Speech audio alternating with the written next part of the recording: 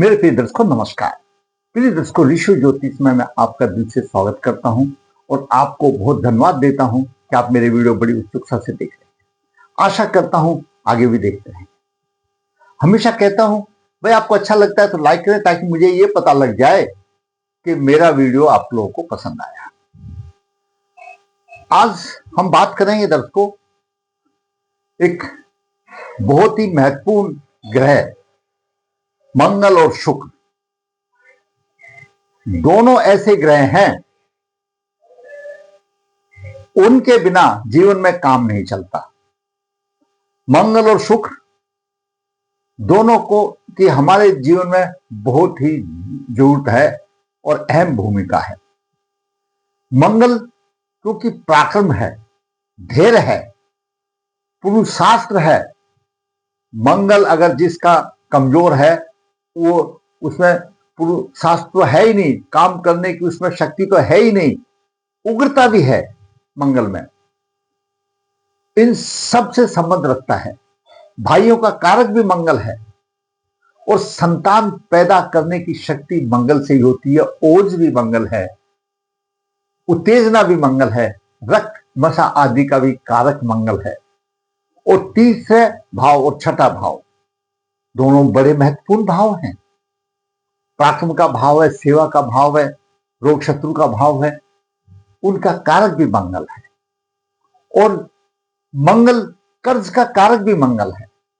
भूमिपुत्र है, संपत्ति का कारक भी मंगल है। ये करता है उसकी स्थिति कैसी है, कहां पर है। बलवान है तो अच्छा होगा, शुभ है तो अच्छा होगा, और अशुभ है तो फिर तो अशुभता ही रहेगी। मंगल दशम भाव में दिग्बली माना जाता है।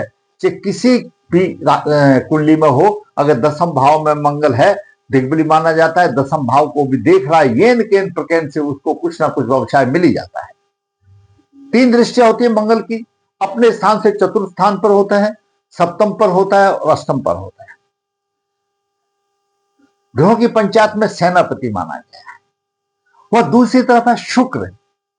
शुक्र बहन है, माता है, लक्ष्मी है, स्त्री है, धन है। शुक्र बिना शुक्र के तो जीवन रह नहीं सकता। जिसका शुक्र अच्छा है उसका जीवन सुधर जाता है, और जिसका शुक्र बेकार है उसका जीवन ही निरर्थक हो जाता है। भोग विलास का कारक है शुक्र। दाम्पत्य सुख देने वाला सुख है, क्योंकि भोग विलास का प्रतिनिधि करता है। गुप्त अंगों का स्वामी भी है। शुभ स्थिति में जीवन को सार्थक बनाता है, ऐश और आराम मिलता है, धन भी देता है, लक्ष्मी स्वरूप माना जाता है। और सप्तम भाव का कारक ग्रह है शुक्र। अभी मंगल और शुक्र की आपकी अगर युति हो या योग हो तो क्या प्रभाव देगी, मैं थोड़ा थोड़ा समस्त भावों में बताऊंगा। देखिए दर्शकों, वैसे तो किसी भी ग्रह की युति या किसी भी ग्रह की स्थिति उसके भाव और राशियों के अनुसार पर होती है। वह कौन सी राशि में है, कौन से भाव में है, पीड़ित है या नहीं है। लेकिन मैं आपको एक सामान्य तौर से बताऊंगा। फिर आपकी कुंडली में अगर वो पीड़ित है या कहीं नीच राशि का है तो वो एक अलग बात है, उस पर नहीं जाऊंगा, इसलिए मैं पहले ही बता देता हूं। अगर लगन में शुक्र और मंगल हो तो जैसा हमने आपको बताया, मंगल ऊर्जा है और शुक्र भोग विलास का प्रतिनिधि कारक है।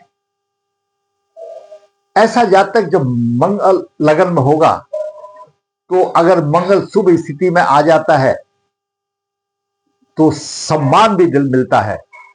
परंतु ऐसे जातक को अपना चरित्र के संबंधी ध्यान देना चाहिए।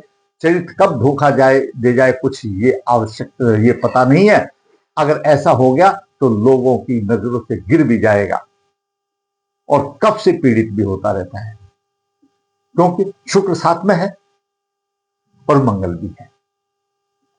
इसलिए ध्यान रखना चाहिए, जहां एक तरफ ऊर्जा है तेजस्वी बनाएगा तो दूसरी तरफ आपको पतन के विकार ले जाएगा। क्यों? लगन स्वयं आप में वो ऊर्जा भी आ जाएगी और शुक्र की भी काम वासना भी आ जाएगी।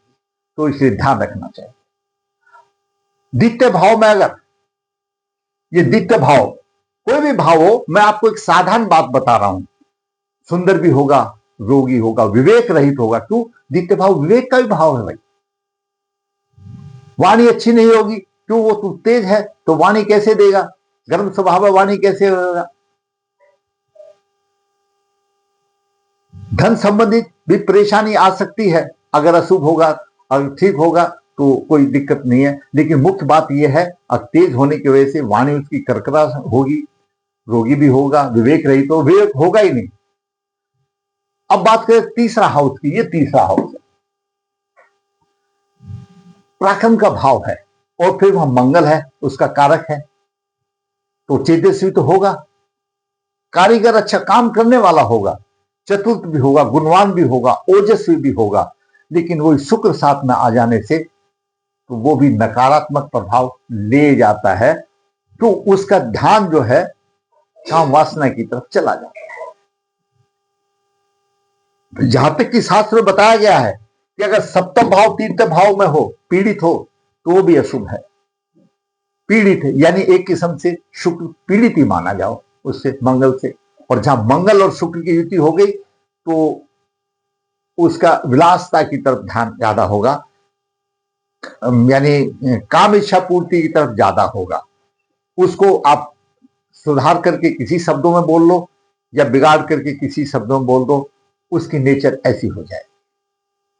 फोर्थ हाउस में हो, यानी ये चौथा भाव है, फोर्थ हाउस में हो, विशेष कलाओं से युक्त होगा, उसमें कला भी करने की बात होगी, लेकिन फिर वही बात आ जाती है कि अपना चरित्र संभाल कर रखना पड़ेगा। क्यों? काम वासना आ जाती है। ऐसे जातक को सुनने में भी थोड़ी सी परेशानी आती है, या वो अपनी मनमानी करता है, सुनता ही किसी की नहीं। अगर फिफ्थ भाव में मंगल आ जाए और शुक्र आ जाए, उसमें शत्रु की भावना अलग होगी, उसका प्रभाव कुछ अलग होगा, क्योंकि सप्तम भाव बुद्धि का भाव है।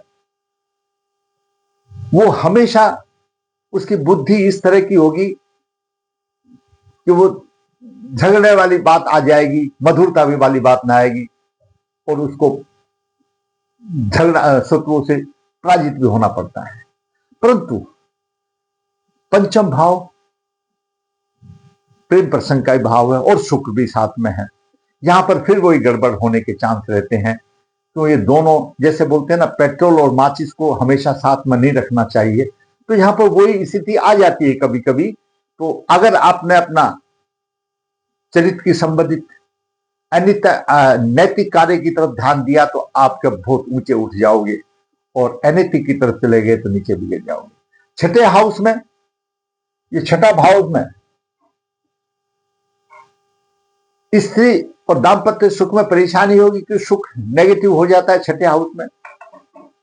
अशुभ कार्यों की तरफ उसका ध्यान ज्यादा होगा, अशुभ कार्यों की तरफ ध्यान भी होगा, और धार्मिक प्रवृत्ति उसकी नहीं होगी। छठे भाव।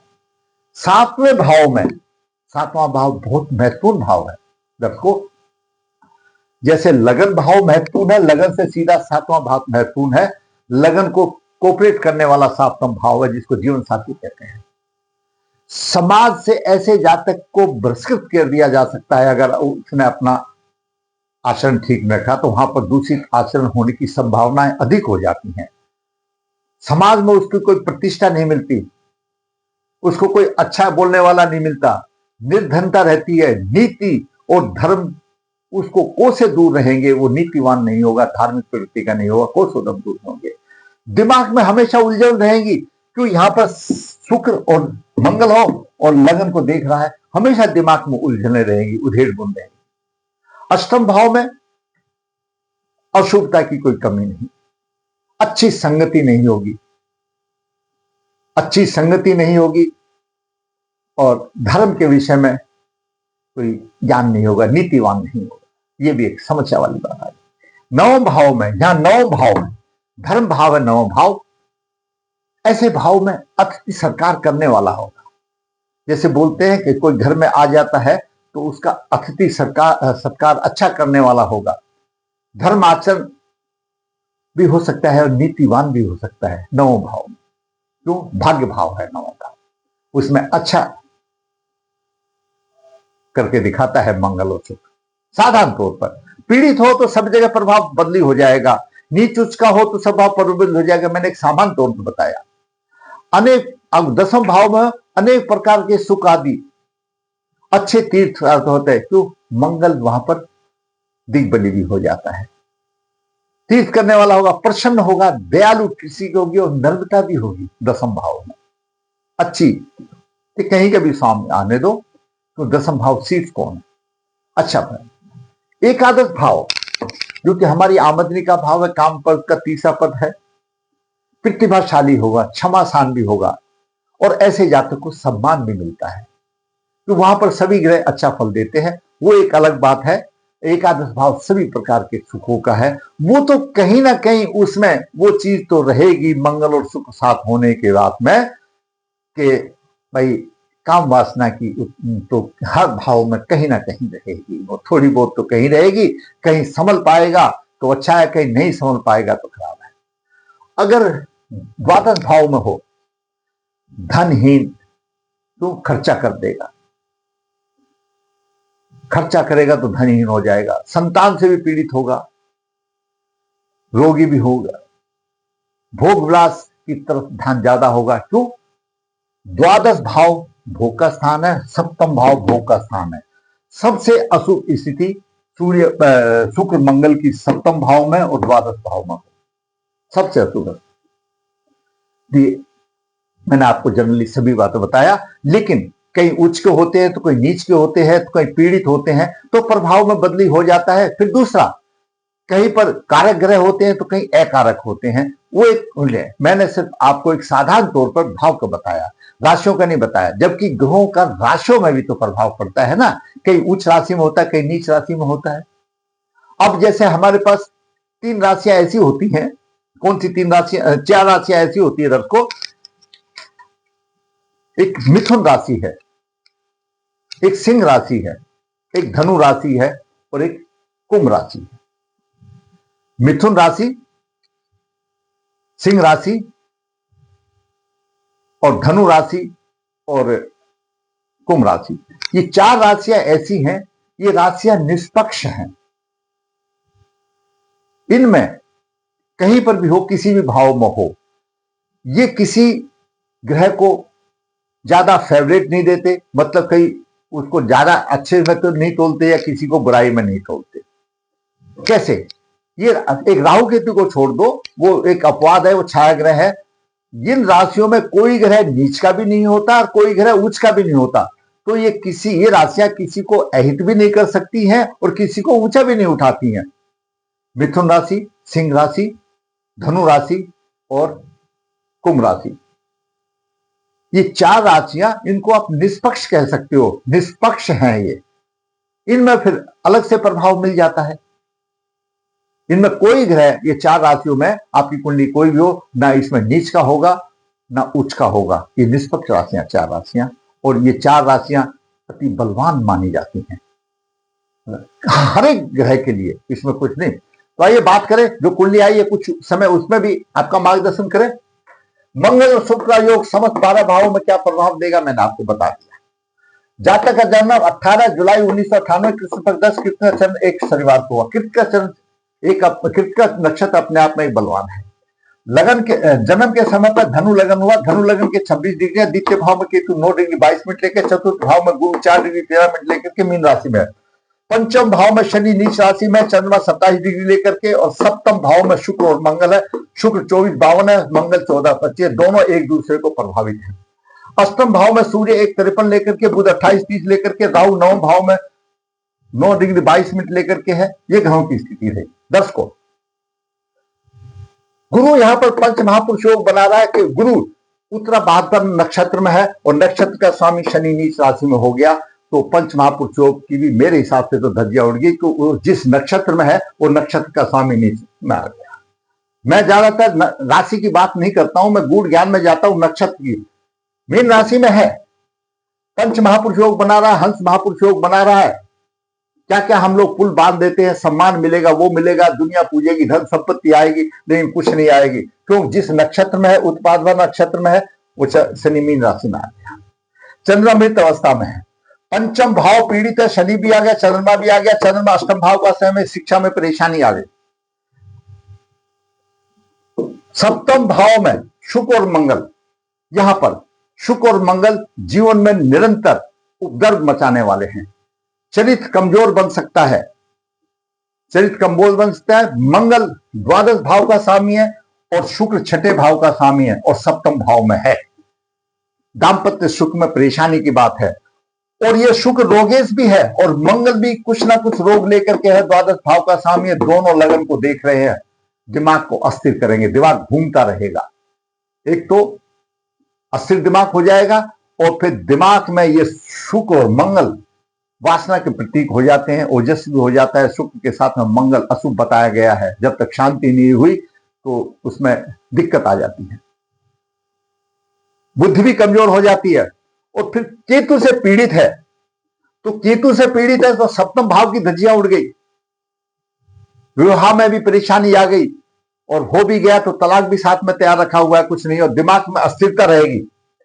ऊपर से राहु भी पंचम दृष्टि से देख रहा है, तो लगन पर शुक्र का ही प्रभाव, मंगल का ही प्रभाव अशुभ चला गया, राहु भी आ गया। यानी लगन भी पीड़ित हो गया और सप्तम भाव भी पीड़ित हो गया। लगन पीड़ित हो गया तो दिमाग काम नहीं करेगा। चंद्रमा पहले से कमजोर है, पंचम भाव भी कमजोर है। ऐसा बालक कहीं कहीं ना उसको उम्मीद भी होगी लेकिन रह जाएगा, अपने कहीं ना कहीं टेस्ट में रह जाएगा, सफलता नहीं मिलेगी, भूल जाएगा क्यों, दिमाग अस्थिर है। लगन हो गया, लगन से पीड़ित आ गया, ये समस्या आ गई।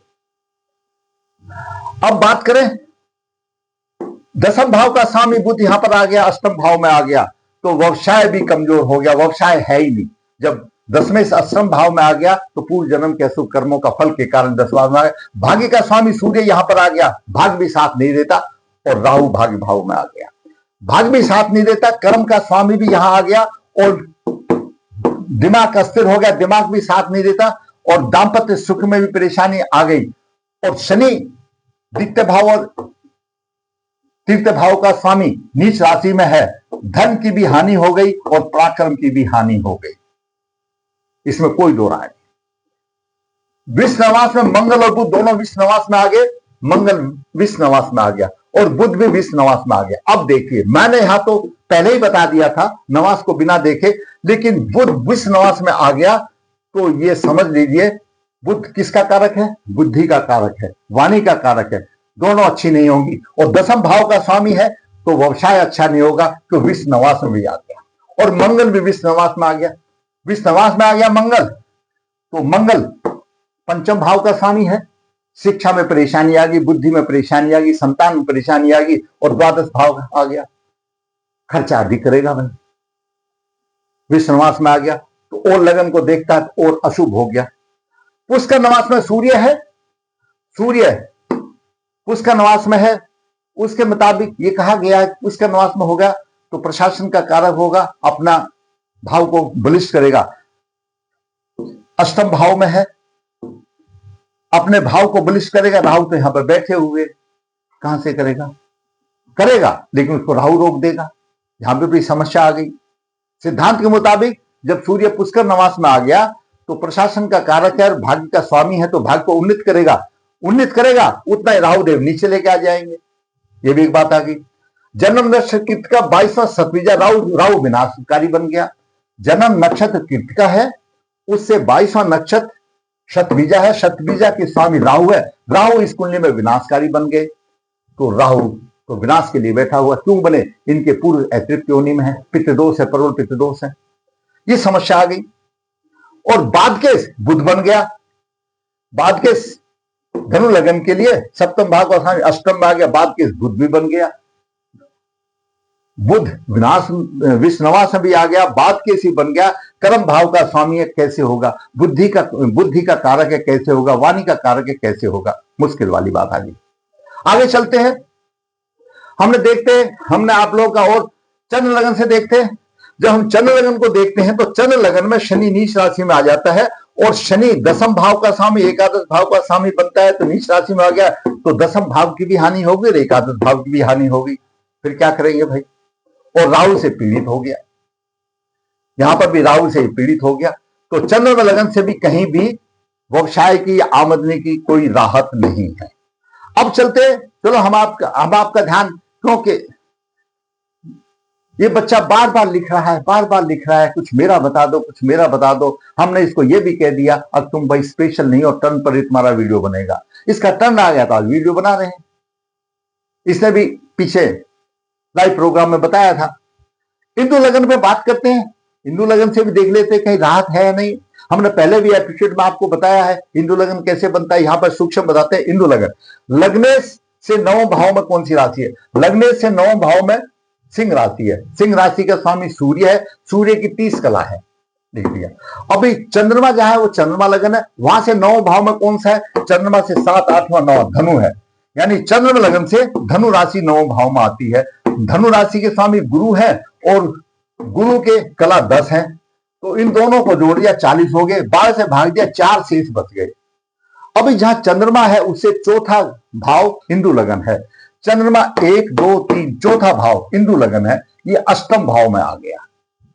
संघर्ष में होगा, संघर्ष में जीवन होगा इसका अष्टम भाव में। बताते हिंदू लगन के ऊपर अगर प्रभाव शुभ ग्रह का हो तो करोड़पति बनता है। तो शुभ ग्रह का प्रभाव है, मैं दिखाता हूं।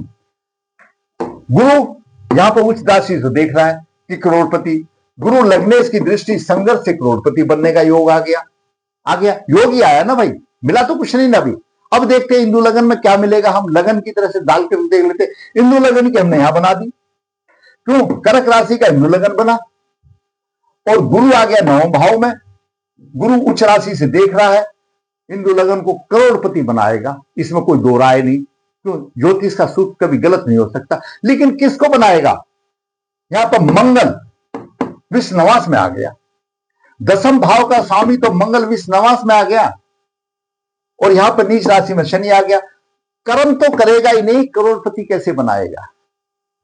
कर्म तो छीन लिए उसके कर्म के आधार से। हिंदू लगन में 10वें भाव का स्वामी मंगल बनता, मंगल विश्व निवास में आ गया 10वें राशि में, तो कर्म तो किया ही नहीं। गुरु देख रहा है यहां से, लेकिन मंगल विश्व निवास में है, कैसे होगा?